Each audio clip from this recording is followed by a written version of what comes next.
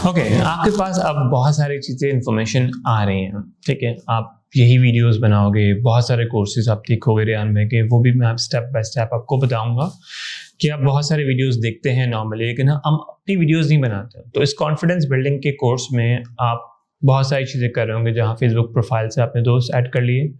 अब कहीं ना कहीं आपको दिल चाह रहा होगा कि आप उनके बारे में जो वीडियोस देखी है आप अपनी वीडियोस खुद क्रिएट करें। तो रिकॉर्ड के बटन को दबाएंगे अपने मोबाइल से, और इसको रिकॉर्ड के बटन को आपने दबाया और आपने बोलना शुरू कर दिया, अस्सलाम वालेकुम, क्या हाल है, कैसे हैं।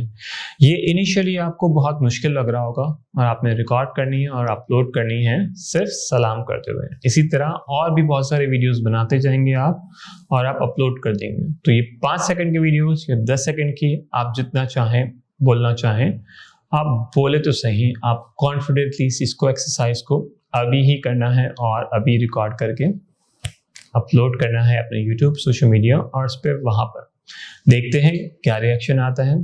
तो आगे बढ़ते हैं।